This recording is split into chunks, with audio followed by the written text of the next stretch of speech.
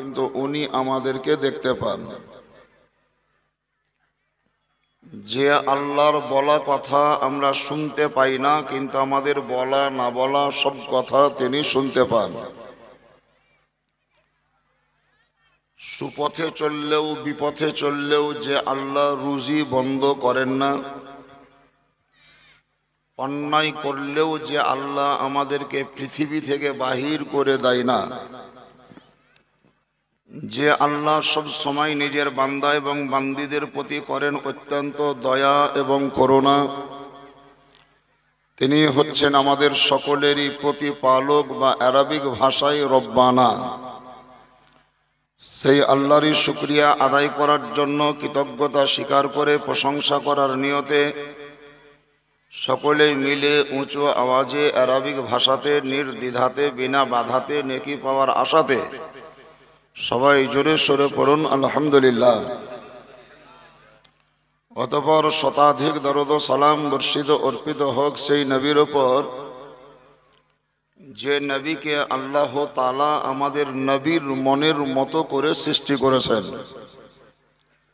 যে আল্লাহ সমগ্র জগৎকে সৃষ্টি করার পর এই সমগ্র জগতের খাজানার তালা চাবি যে নবীর হাতে আল্লাহ দান করেছেন।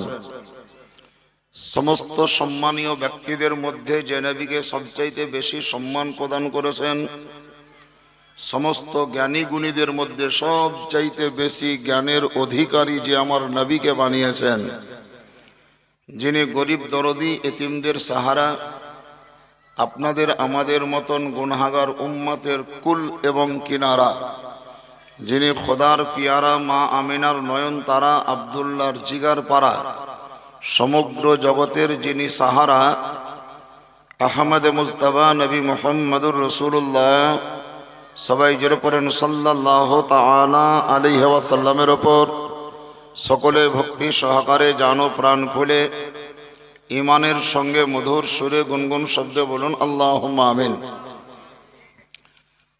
যেটাতে আমি বসে আছি এটা চেয়ারও লয় আর খাটও লয়, আগে কি বলে সোফা, যা হবে হোক।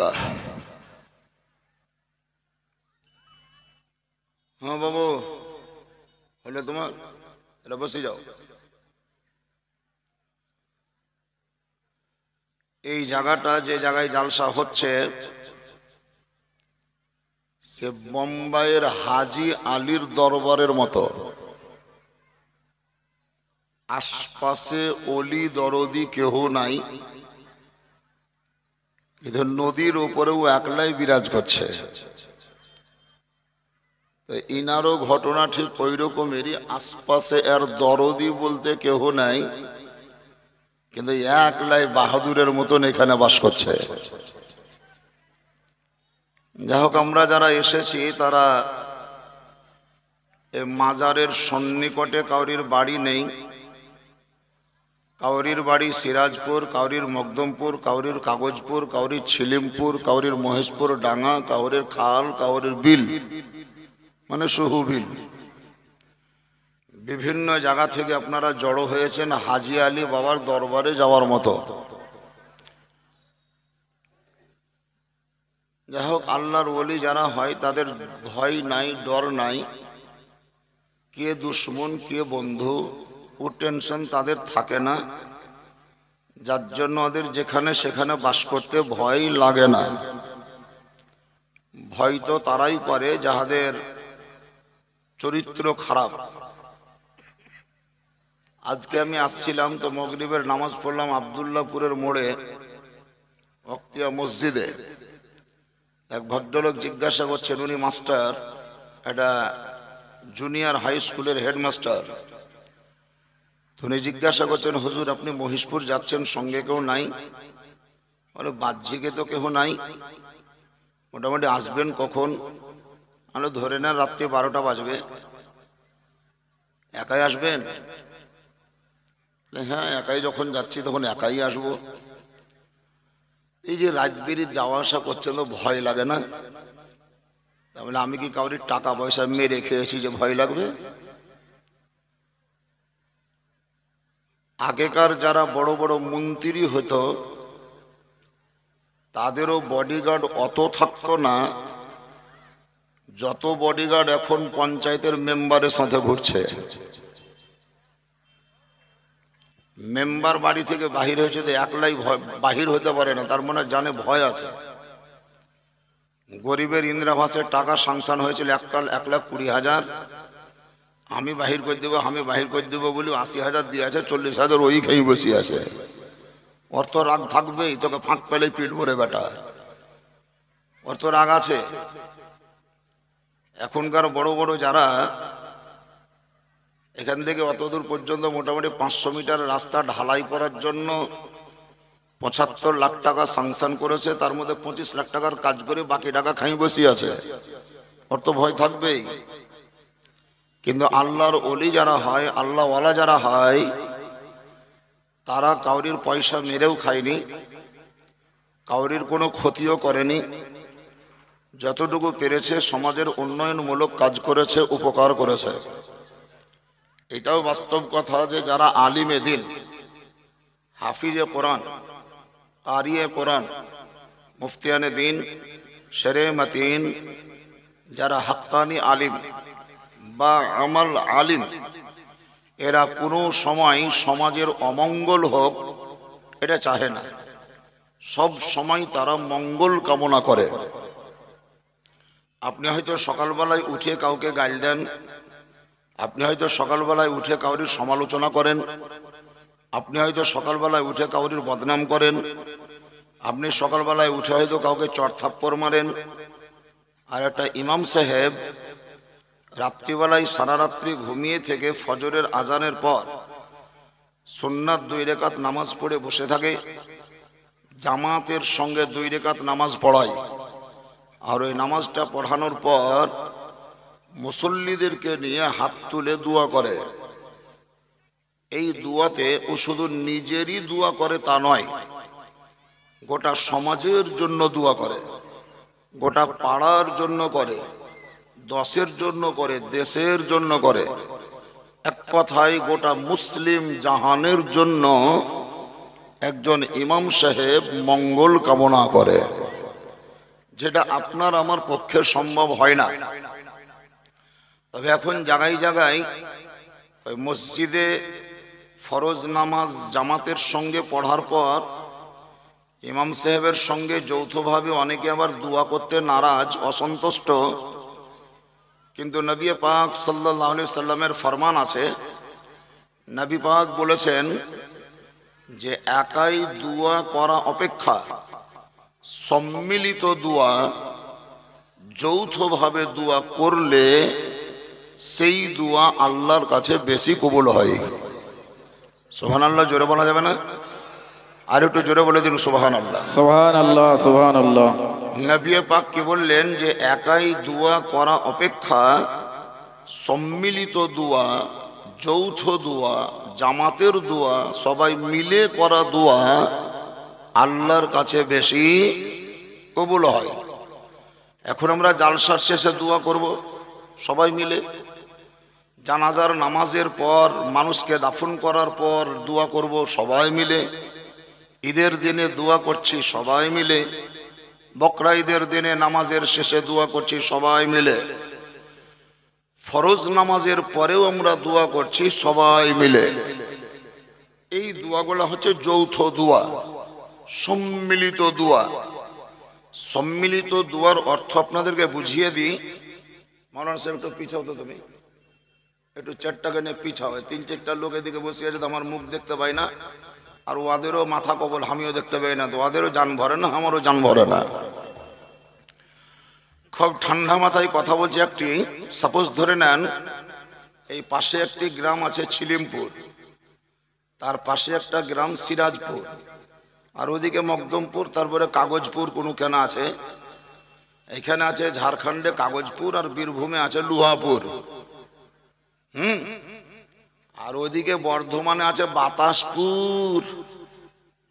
বাতাসপুর বাতাসপুর মানে বাতাসের উপরে নির্ভর করে তা নয়, কাগজপুর মানে খুবই কাগজের মতন পাতলা এটাও নয়, আর লুহাপুর মানে লোহার মতন ভারী বা শক্ত, ওইটাও নাই।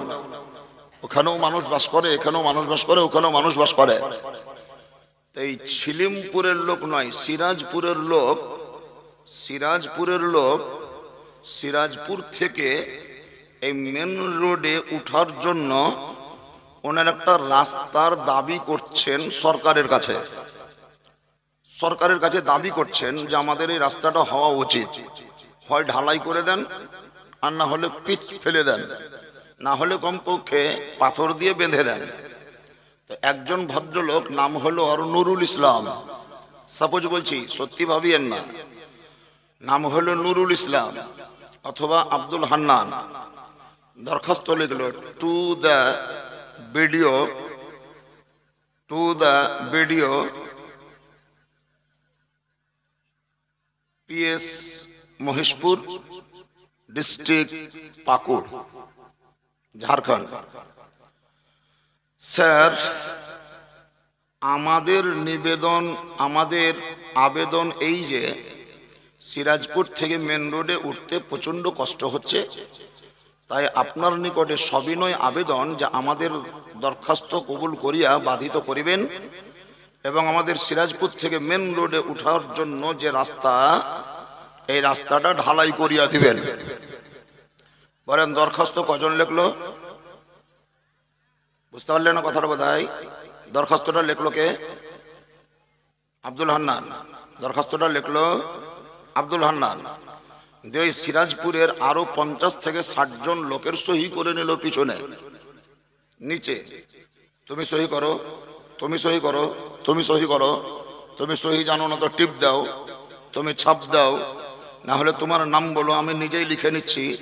তাহলে আরো 60 জন ব্যক্তির নাম ওই আবেদন পত্রে সিলেক্টেড হলো। এবার আপনারাই বলেন, ওই দরখাস্তটা কি শুধু আব্দুল হান্নানের হলো না সবারই হলো?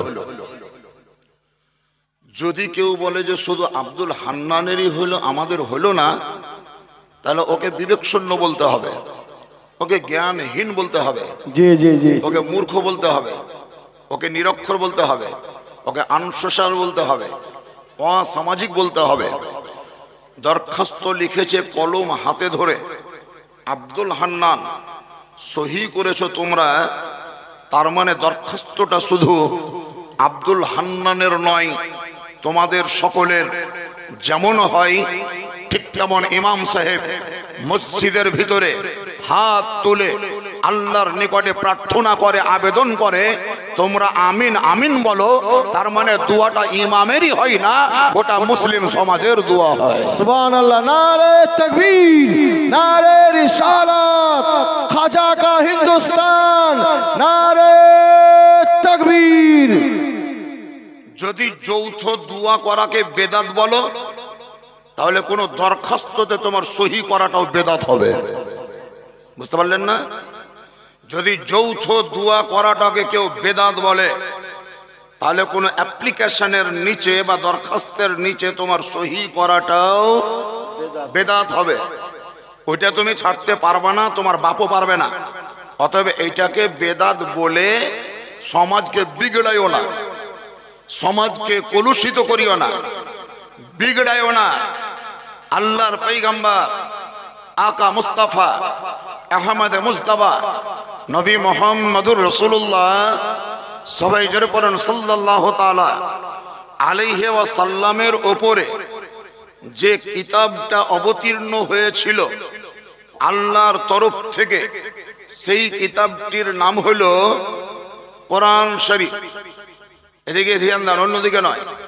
আমি বেশিক্ষণ নাই, আমি অল্প টাইমের মধ্যে শেষ করে দেব। তার কারণ আমার পরে তাবর এবং জবর, তরুণ এবং দারুণ, হেভি, কংক্রিট, মজবুত, খুব কঠিন, মারাত্মক মারাত্মক বাক্য বা ভাষা যার জবান থেকে বাহির হয় অগ্নি শিখার মতন বেরিয়ে আসে, এরকম আগুনের ফুনকি ঝরানোর মতন বক্তা আপনাদের এই মহিষপুরের মাজার প্রাঙ্গণে আজকে আমন্ত্রিত হয়েছে। সুবহানাল্লাহ, সুবহানাল্লাহ। বলে যে বক্তা আজকের স্টেজে আসবে এরকম তাবর এবং জবর বক্তা, এত তরুণ এবং দারুণ আর এত চিকুন বক্তা মনে হয় এর পূর্বে কোনোদিন এসছে কিনা। বলছিলাম ধ্যান দেন, নবীর ওপরে যে কোরআন অবতীর্ণ সেটাকে আমরা কোরআন বলি।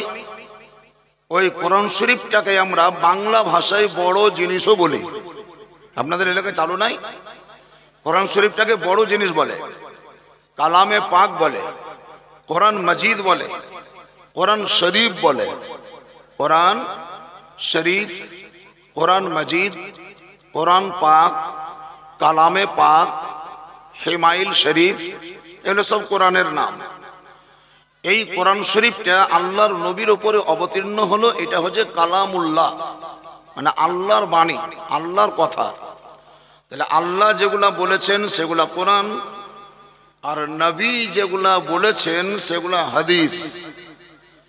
এই হাদিস ভলিউম আকারে লেখা যে কিতাবগুলি, সেই কিতাবগুলির মধ্যে সবচাইতে উল্লেখযোগ্য, দামি এবং নামী, মশহুর ও মারুফ, প্রসিদ্ধ কিতাব, সর্বজন স্বীকৃত কিতাব, সকলের নিকটেই মান্যতা প্রাপ্ত কিতাব, কিতাবটির নাম হলো বুখারী শরীফ। সুবহানাল্লাহ, সুবহানাল্লাহ। এই কিতাবটির নাম খুব বড় আছে, অত বড় নাম বললে আপনারা মুখস্থ করতে পারবেন না। এর জন্য ছোট নাম হলো বুখারী শরীফ, সংক্ষিপ্ত নাম। এই সংক্ষিপ্ত নাম বুখারী। বুখারী শরীফের দুটো খণ্ড, 1 নম্বর আর 2 নম্বর, জিলদে আউয়াল জিলদে দম, জিলদে আউয়াল জিলদে সানি, প্রথম খণ্ড আর দ্বিতীয় খণ্ড। ধ্যান দেন, এই হাজার মাজার বাদ দাও, এখন হাজার হয়েছে পরে, এখন মাজার বলতে দাও, পরে হাজার হবে। বলছিলাম বুখারী শরীফ 2 খণ্ডে বিভক্ত, আউয়াল এবং দম, প্রথম এবং দ্বিতীয়। এই 2 খণ্ড যুক্ত অবস্থায় হাদিসের সংখ্যা হলো 7275টি হাদিস। সুবহানাল্লাহ, সুবহানাল্লাহ। কত বললাম?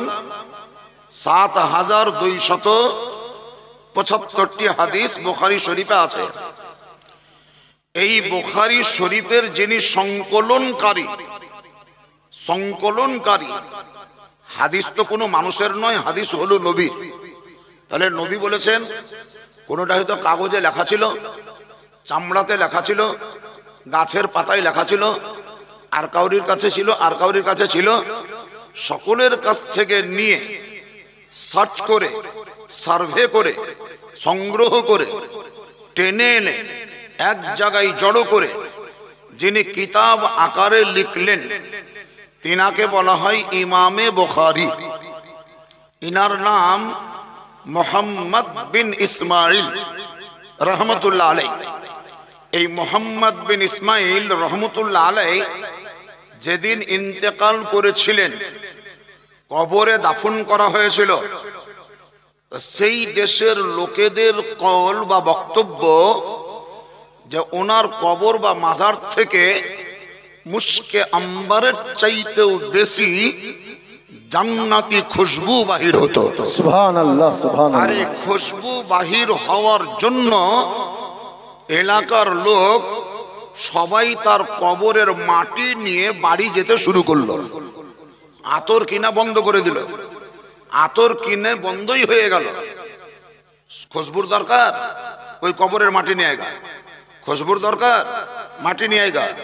এই মাটি নিয়ে যাওয়ার প্রচলন যখন চালু হলো, তো বিজ্ঞ ব্যক্তিরা দেখলেন এইভাবেই যদি মানুষ মাটি নিয়ে যেতেই থাকে, তাহলে 1 মাস বা 1.5 মাস পর দেখা যাবে ওনার কবরের মাটি নাই, ফাঁকা হয়ে গিয়েছে। এই কারণেই সেই মাটিটাকে সুরক্ষিত করার জন্য পরবর্তীতে চতুর্দিক থেকে দেওয়াল দিয়ে ঘেরাও করে দেওয়া হলো, যেন কেউ ভিতরে ঢুকতে না পারে আর ইমামে বুখারীর কবরের মাটি নিতে না পারে। এই ইমামে বুখারী রহমতুল্লাহ আলাই তিনার জীবনী হালাতে জিন্দেগি হিস্টোরি যদি আপনারা পর্যালোচনা করেন তাহলে দেখবেন লেখা আছে, ওনার জীবনীতে লেখা আছে, যারাই বুখারী পড়ে বা পড়ায় তাদের উদ্দেশ্যে বলছি,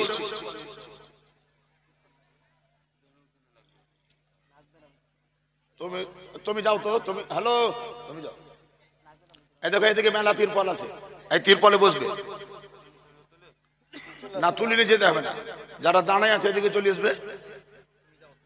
অত ব্যাঘাতটা করিও না লোককে, বর্তমানের লোককে বেশি ব্যাঘাতটা করে লাভ নাই।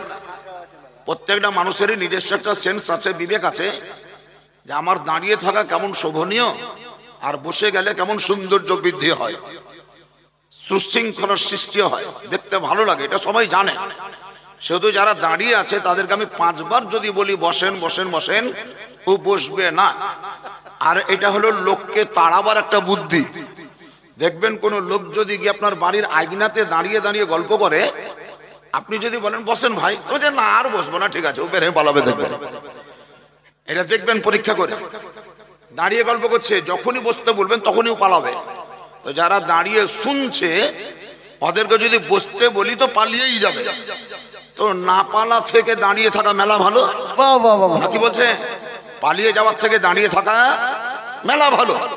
অতএব কাউকে বসতে বলবো না, শুনতে বলবো।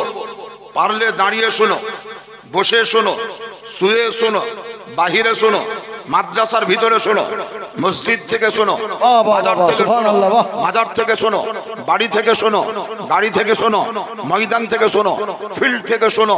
শর্ত হচ্ছে শোনো, মজলিসে আসো আর না আসো, কমপক্ষে শোনার জন্য দাওয়াত দিচ্ছি, ইনভাইট করছি, নিমন্ত্রণ করছি। শ্রবণ করো, শ্রবণ করলেই ভাই তোমার মনের পরিবর্তন হবে। মনের পরিবর্তন হলে কসম খোদার তোমার ঈমানের গতি চেঞ্জ হয়ে যাবে। নারে তাকবীর, নারে রিসালাত, মাসলাকে আলা হযরত ওলি কা দামান, নারে তাকবীর। বলবো শুনো, ইমামে বুখারী সর্বজন স্বীকৃত, গোটা বিশ্বের সমস্ত রকমের মাযহাব বলেন, বেমাযহাব বলেন, মাযহাব বলেন আর লামাযহাব বলেন, সবাই কিন্তু এক বাক্যে বুখারীর দোহাই দেয়, বুখারীর দোহাই দেয়। এই বুখারীরই কথা আমি বলছি, নোট করুন। ইমামে বুখারী রহমাতুল্লাহ আলাইহি এই ৭,২৭৫টি হাদিস কলম হাতে ধরে কিতাব আকারে লিখলেন, সংকলন করলেন।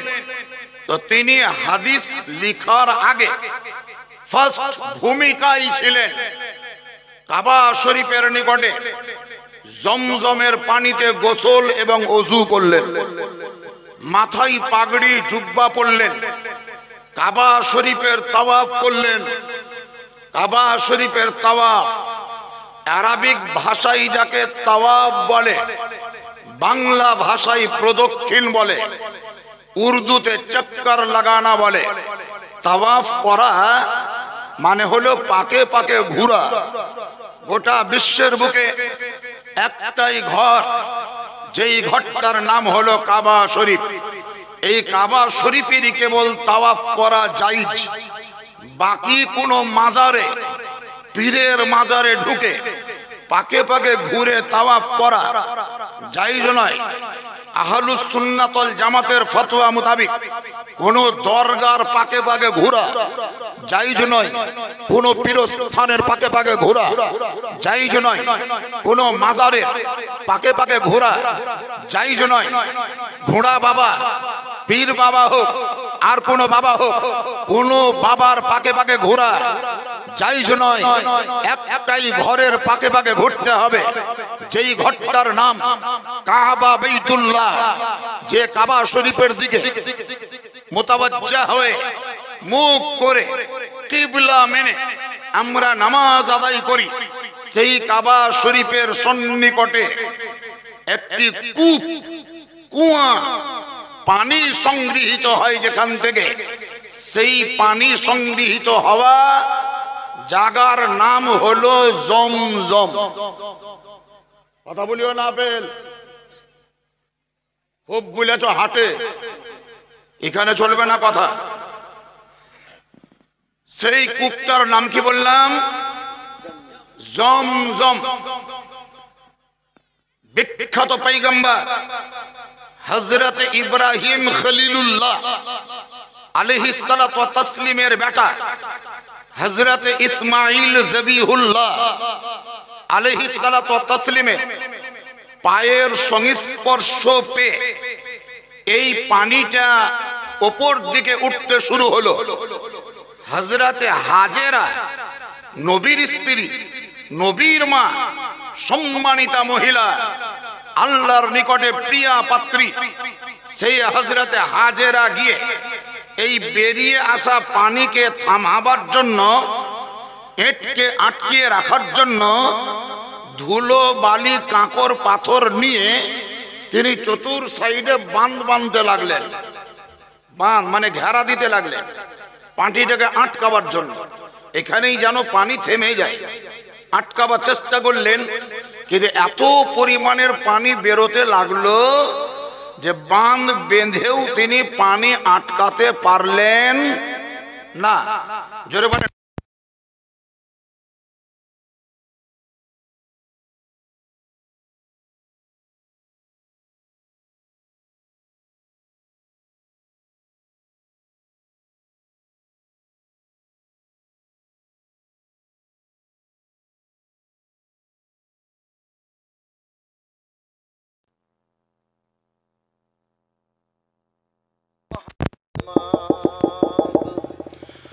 যাই হোক, পানি উনি আটকাতে পারলেন না।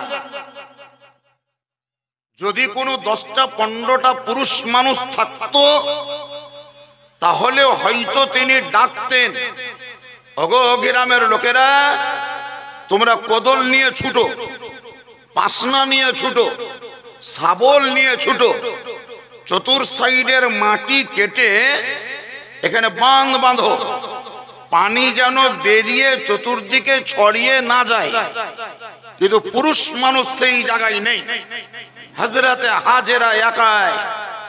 তখন তিনি পানিকে আটকাবেন কি করে? সেই যুগের, সেই সময়কালে যে ভাষা ছিল, ল্যাঙ্গুয়েজ, ভাষা, আমরা বাংলায় যদি হয় তাহলে বলবো থাম থাম, আরে ছেলেটা থাম থাম, দাঁড়া দাঁড়া। উর্দুতে বলবে রুক রুক, হিন্দিতে বলবে ঠেহের যা ঠেহের যা। তখনকার ভাষা হলো সুরিয়ানি ভাষা। তিনি ওই ভাষাতেই পানিকে উদ্দেশ্য করে বললেন জম জম। মুখস্থ করেন, সবাই মুখস্থ করেন। হযরতে হাজেরা বললেন কাকে? যারা বলেন কাকে? পানিকে। কি বললেন? জম জম। মানে আমি বাঁধ বেঁধে তোকে আটকাতে পারছি না, আর আমি মহিলা মানুষ আর বাঁধ বাঁধতে যাব না, বাঁধের তাওয়াক্কু করব না, আইল পাগাড় বাঁধবো না, আর আমি পাগাড় বাঁধতেও পারবো না।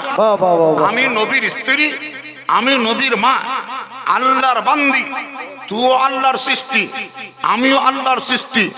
সমগ্র জগতে সমস্ত সৃষ্টি অপেক্ষা আওলাদে আদমকে আল্লাহ বেশি সম্মান প্রদান করেছেন। তোর চাইতেও সম্মান আমার বেশি, মাটির চাইতে সম্মান মানুষের বেশি, ভেড়ার চাইতে সম্মান মানুষের বেশি, ফেরেশতা অপেক্ষা মানুষের সম্মান বেশি, জিন অপেক্ষা মানুষের সম্মান বেশি, ইট পাটকেল অপেক্ষা মানুষের সম্মান বেশি, আরো যে সমস্ত জীবজন্তু তাহা অপেক্ষা মানুষের সম্মান বেশি। এই পানি আমি নবীর স্ত্রী হাজেরা, নবীর মা হযরতে হাজেরা, তোকে আমি আদেশ প্রদান করছি, রিকোয়েস্ট নয়, ব্যাগাত্তা নয়। ব্যাগাত্তা আলাদা, ব্যাগাত্তা আলাদা। মাস্টার বোঝায় ছড়াই উঠ, চল পড়াশোনা, চল পড়াশোনা। এটা হলো আদেশ, এটা হলো আদেশ। আর মাওলানা আব্দুল হান্নান সাহেব বিটির বিহা লাগালছে যে আপেলকে বলছে বাপ আমার বিটির বিয়ে একটু চলো কেন, এ বাবা একটু চলো কেন, এ বাবা একটু চলো কেন, এটা হলো ব্যাগাত্তা। বুঝতে পারলেন না? আদেশ আর ব্যাগাত্তার মধ্যে পার্থক্য, তফাৎ আমি ভাষাগত ভাবে বুঝিয়ে দিলাম। এই ছোড়া ওঠ, পড়াশোনা আদেশ, বাপ চলো, এ ভাই চলো। ব্যাগাত্তা অনুরোধ। হযরতে হাজেরা পানিকে অনুরোধ করেননি, ব্যাগাত্তা করেননি, রিকোয়েস্ট করেননি, তিনি আদেশ প্রদান করলেন, জম জম হে পানি, তোকে বাঁধ বেঁধে আটকাতে পারলাম না, আমি এখন আল্লাহর বান্দি হিসাবে তোকে আদেশ প্রদান করছি, যেখানকার পানি সেই জায়গাতে থাম থাম, থেমে যা। আল্লাহর হুকুম হলো, হাজেরার আদেশ হলো, আর বেরিয়ে আসা পানি বিনা বাঁধে, বিনা আলে, বিনা পাগারে, যেখানকার পানি সেই জায়গাতেই দাঁড়িয়ে গেল। সুবহানাল্লাহ, বাহ, বহুত খুব। বুঝতে পারা গেল আল্লাহ ওয়ালা যারা হয় তাদের আদেশ পানি শুনে, আল্লাহ ওয়ালা যারা হয় তাদের আদেশ মাটি শুনে, আল্লাহ ওয়ালা যারা হয় তাদের আদেশ আগুন মানে, আল্লাহ ওয়ালা যারা হয় তাদের আদেশ গাছপালা মানে, আল্লাহ ওয়ালা যারা হয় তাদের আদেশ গরু ও ছাগল মানে, আল্লাহ ওয়ালা যারা হয় তাদের আদেশ আসমানের চাঁদ মানে, আল্লাহ ওয়ালা যারা হয় তাদের আদেশ আসমানের সূর্য পর্যন্ত মানে। বাহ বাহ বাহ বাহ, বহুত খুব, বহুত খুব, সুবহানাল্লাহ। আল্লাহ ওয়ালাদের আদেশ সবাই মানে, শুধুমাত্র ওয়াহাবিরা মানে না। ধ্যান দেন, ইমামে বুখারী জমজমের পানিতে গোসল করলেন। ওই জমজমের পানি আজকে যদি মহিষপুরের লোকের কাছে চলে আসে, ছিলিমপুরের লোক পায়, সিরাজপুরের লোক পায়, মখদুমপুরের লোক পায়, দমদমা বীরকিটের লোক পায়, কনকপুরের লোক পায়, ডাঙ্গাপাড়ার লোক পায়, বাহাদুরপুরের লোক পায়, বাঁকুড়ার লোক পায়, বড়তিয়ারির লোক পায়, আরো কোন গ্রামের লোক যদি পায়, এদিকে রামপুরা, রামপুরা বলে একটা গ্রাম নাই, রামপুরা, ওই গ্রামের লোক যদি পায়, কোন হাজি যদি হজ করে আসে, হাজিকে যদি দেখতে যায় আর একটা ছোট্ট কাপে করে একটু যদি পানি তাকে দিয়ে বলা হয় খাও, পান করো, গোটা বিশ্বের মুসলমানের জন্য সুন্নতি নির্দেশ, দুনিয়ার পানি বসে খাও, আর জমজমের পানি, যারা বলেন জমজমের পানি দাঁড়িয়ে খাও। দুনিয়ার পানি বসে পান করো, জমজমের পানি দাঁড়িয়ে পান করো। আজ পর্যন্ত কেউ বলতে পারলো না জমজমের পানি দাঁড়িয়ে পান করা বেদাত, জমজমের পানি দাঁড়িয়ে পান করা নাজায়েজ, জমজমের পানি দাঁড়িয়ে পান করা হারাম, জমজমের পানি দাঁড়িয়ে পান করা চলবে না, দাঁড়িয়েই পান করতে হবে। এটাই সুন্নতি নির্দেশ, সুন্নতি তরিকা, সুন্নতি আদব। আমার কোশ্চেনটা বুঝে, দুনিয়ার পানি পান করতে গেলে বসে পান করো, আর জমজমের পানি পান করলে দাঁড়িয়ে পান করো। কারণটা কি? এই পানিটা অন্য কোনো ইনারার নয়, ঝাড়খণ্ডের বোরিং করা কুয়ার পানি নয়, মোটরের পানি নয়, টিউবওয়েলের পানি নয়।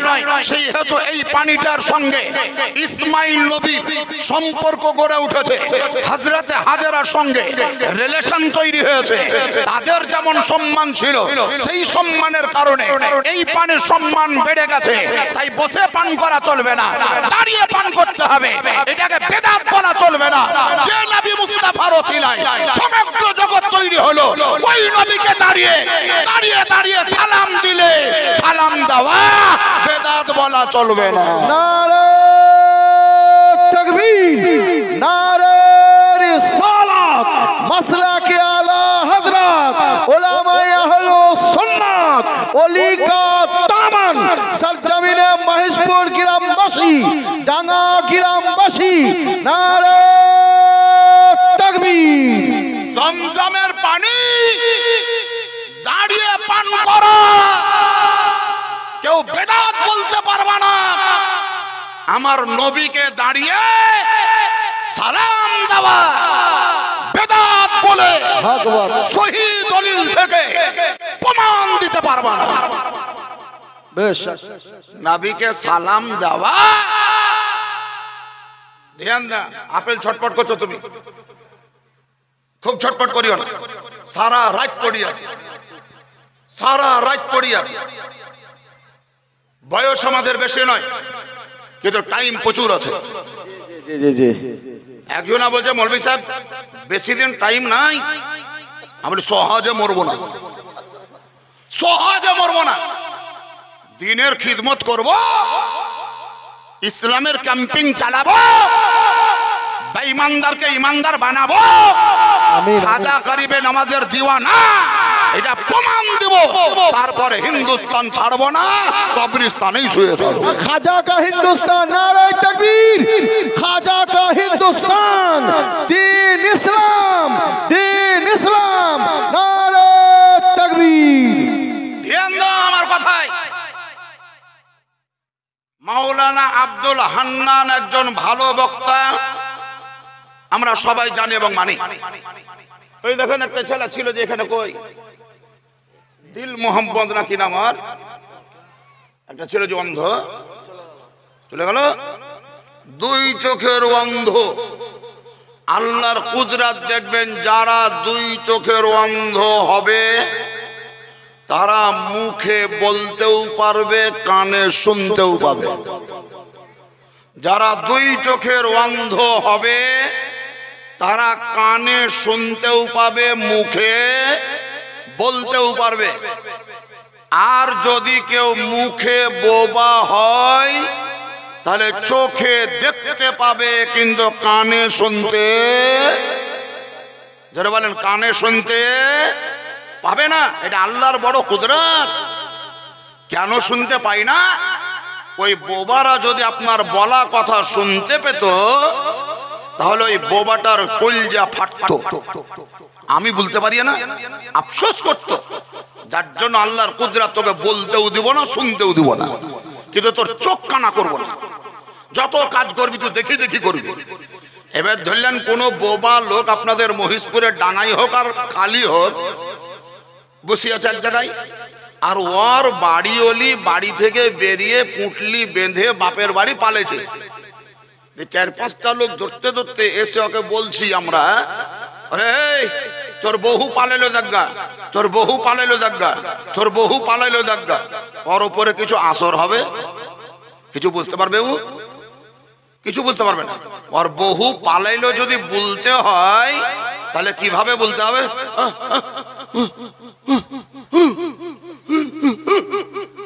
এই যেমনই বলবেন তেমনি আর বসে থাকবেন, ও মেয়ে দিবে তো। তার মানে বুঝিলি আছে আমার বহু পালালছে। একটা বোবা লোক কানে শুনতে পাই না, মুখে বলতে পারে না, সেই লোকটার সামনে দাঁড়িয়ে আমি বলছি ওকে আসসালামু আলাইকুম, আসসালামু আলাইকুম, আসসালামু আলাইকুম। বলেন ওই বোবাটা কিছু বুঝতে পারবে? জোরে বলেন পারবে? পারবে না। ওকে যদি সালাম দিতে হয় তাহলে ও দেখবেন হাত তুলে এমনি করবে। তার মানে বুঝে নিলে যে আমাকে সালাম দিচ্ছে। এর দ্বারাই বুঝা গেল বোবা লোক যদি কেউ হয়, শুনতে যদি কেউ না পায় তাহলে তাকে মুখে উচ্চারণ করে সালাম দেওয়া চলবে না, বরং ইশারা করে সালাম দিতে হবে। বুঝতে পারছেন আমার কথা? না পারেন না? আমি যে জায়গায় নিয়ে যেতে চাইছি ওই জায়গায় চলে। বোবা যদি হয়, বহিরা যদি হয়, তাহলে সেই লোকটাকে মুখে উচ্চারণ করে সালাম দেওয়া চলে না, বরং ইশারায় সালাম দিতে হয়। আমরা নবীকে সালাম দিই কখন? জালসাতে বাদ দেন, মিলাদে বাদ দেন, উরুসে বাদ দেন, চাল্লিশায় বাদ দেন, চাহারুমে বাদ দেন, 5 ওয়াক্তের নামাজে আমরা নবীকে সালাম করি। আত্তাহিয়াতু লিল্লাহি ওয়াস সালাওয়াতু ওয়াত তাইয়্যিবাতু। এতদূর পর্যন্ত পড়ে আমি থামলাম। তারপরে বলেন আসসালামু আলাইকা আইয়ুহান নবী, এটা মুখস্থ করেন, জোরে বলেন আসসালামু আলাইকা আইয়ুহান নবী, তার মানে আসসালামু আলাইকুম ইয়া নবী সালাম। একই অর্থ, একই তরজমা, একই মতলব, একই ভাবার্থ, একই সারাংশ, একই ওয়ার্ড মিনিং। আসসালামু আলাইকা আইয়ুহান নবী, তার মানে নবীকে সালাম দেওয়া হলো, নবীকে সালাম দেওয়া হলো। আপনারাও যারা নামাজ পড়েন, নামাজের ভিতরে নবীকে সালাম দেন, আমিও নামাজে নবীকে সালাম দিই, ওরাও নবীকে নামাজে সালাম দেয়, ওরাও নবীকে নামাজে সালাম দেয়, এরাও নবীকে নামাজে সালাম দেয়, এরাও নবীকে নামাজে সালাম দেয়, এরাও নবীকে নামাজে সালাম দেয়, এরাও নবীকে নামাজে সালাম দেয়। আমিন বলা। তারাও নবীকে নামাজে সালাম দেয়। যে লোক শুনতে পাই না তাকে সালাম দেওয়া চলে না, যে লোক শুনতে পাই না সালাম দেওয়া চলে না। নবীকে নামাজে সালাম দিচ্ছ, তার মানে তোমাকে বল জানতে হবে, যদিও নবী মদিনায় বিরাজ করছে, তবুও তোমার সালাম, ডাঙ্গার দেওয়া সালাম নবী শুনতে পায়, মহিষপুরের দেওয়া সালাম নবী শুনতে পায়, সিরাজপুরের সালাম নবী শুনতে পায়, মকদুমপুরের সালাম নবী শুনতে পায়, মদিনার নামাজ সালাম নবী শুনতে যেমন পায়, গোটা বিশ্বের লোকের দেওয়া সালাম আমার নবী মুস্তাফা শুনতে পায়। সুবহানাল্লাহ, নারে তাকবীর, নারে রিসালাত, মাসলা के आला हजरत नबी का दामन नबी सुनते पाए। এর জন্য কেউ বলেছেন दूर और नजदीक के सुनने वाले वो कान, दूर और नजदीक के सुनने वाले वो कान, काने लाले करामत पे लाखों सलाम, काने लाले करामत पे लाखों सलाम। तो जिंदा है वल्लाह, तो जिंदा है वल्लाह, मेरी चश्मे आलम से छुप जाने वाले चमक तुझसे पाते हैं, सब पाने वाले मेरा दिल भी चमका दे ऐ चमकाने वाले। সুবহানাল্লাহ বলবেন না? জোরে বলে দিন সুবহানাল্লাহ। যা হোক বাপ, গত বছর মনে হয় উরুস হয়নি, জালসা হয়নি, কিন্তু সাবির, দবির, আপেল, কমলা, আঙ্গুর, বেদানা, লিচু, কদমা, কুমড়া, এই নাম যাদের, ওরা সবাই মিলে লোকের কাছ থেকে পয়সা আদায় করে এই মাজারের ওপর একটা গম্বুজ বানিয়েছে, গম্বুজ বানিয়েছে। ধন্যবাদ জানাবো তাদেরকে, শাবাশি দিব তাদেরকে, যারা পয়সা কালেকশন করে পকেটে ভরে রাখেনি, ব্যাংকে রাখেনি, কাউকে ব্যবসা করতে দেয়নি। মাজারের মাজারওয়ালা সাহেবে মাজারের সম্মানার্থে মাজারের গম্বুজ বানিয়েছে। আল্লাহ তাআলা তাদের এই পরিশ্রমকে যেন কবুল করেন, মঞ্জুর করেন। উঁচু আওয়াজে বলুন আল্লাহুম্মা আমিন। আজকে আপনারা জালসা শুনছেন, আগামীতেও জালসা শুনবেন। মাজারের কিছু কাজ বাকি আছে, এই কারণে আমি অনুরোধ করব, আপনারা যদি 500, 1000, 1500, 2000, 3000, 4000, 1 লাখ, 1.5 লাখ, 2 লাখ, 1 কোটি দিয়েন না, লাখের নিচেই দেন। এরকম যদি দেওয়া অভ্যাস থাকে, আপনারা যদি দিতে পারেন, ইনশাআল্লাহুল আজিজ মাজার যে কাজগুলা অর্ধকৃত অবস্থায় পড়ে আছে সেটাও চলবে। আর যে জালসাটা হচ্ছে, এই জালসায় যে কিছু খরচ আছে, এই খরচটাও সেই ফান্ড থেকে বহন করা যাবে।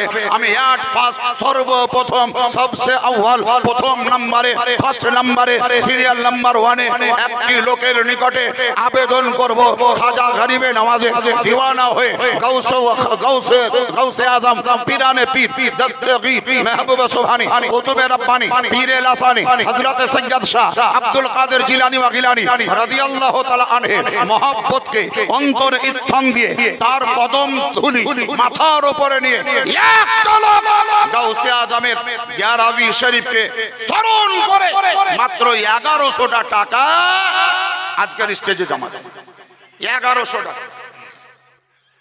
1100 টাকা দিতে পারবেন কেউ একজন? গাউসে আজমের মহব্বতে 1100 টাকার দাঁত আমি চাইছি। যদি কেউ পারেন চট করে দিয়ে দেবেন, আমি কাল বিলম্ব করবো না, সময় নষ্ট করে বহুত লোক জমা হয়ে গিয়েছে, টাইমও প্রায় হয়ে গিয়েছে। আমি সময় নষ্ট করার পক্ষপাতী নয়। মাত্র 1100 টাকা একটা লোকের কাছে আমি প্রস্তাব রেখেছি, দাবিটা করেছি। দেখা যাক কোন মার্দে মুজাহিদ, আল্লাহ তাআলার প্রিয় পাত্র, প্রিয় বান্দা এই 1100 টাকা দেওয়ার জন্য খুশি হয়ে, রাজি হয়ে হাতটা তুলে নামটা লেখাবে, আমি 1100 টাকা দেব।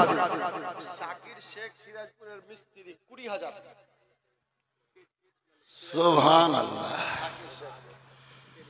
সিরাজপুর মালদহাতে একটা পীরের মাজার আছে। পীর সাহেবের নাম হলো সিরাজউদ্দিন আখিয়ে পাক, সাদুল্লাহপুরে। এই সিরাজপুরের একজন মিস্ত্রি নাম হলো শাকির শেখ, সাব্বির ও শাকির মোল্লা, শেখ নয়, শাকির মোল্লা। ও হলো ভালো মিস্ত্রি। আল্লাহর কাছে দোয়া করব সারা জীবন ভালোবাসবে ওকে আর স্ত্রী। শাকির মোল্লা তার বক্তব্য, আমি পীর মানি, পীরের শ্রদ্ধা করি, 5 ওয়াক্তের নামাজ পড়ি।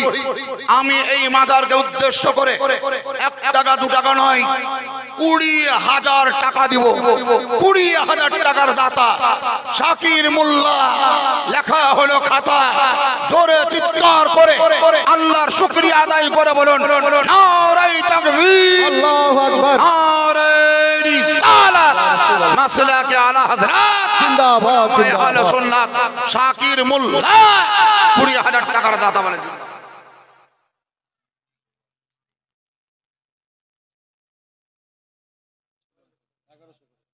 ও আফসার আর আমিন, আফসারুল আর আমিন। ও আমিন গোলাপ, নাম হলো আমিন গোলাপ, আর একটা লোকের নাম হলো আফসারুল।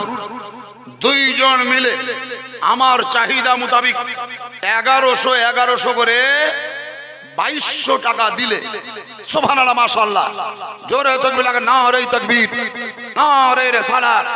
জনাব আমিন গোলাপ আর আফসারুল শেখ 1100 করে 2200 টাকার দাতা। সিরাজপুরে শাকির মোল্লা 20,000 টাকা।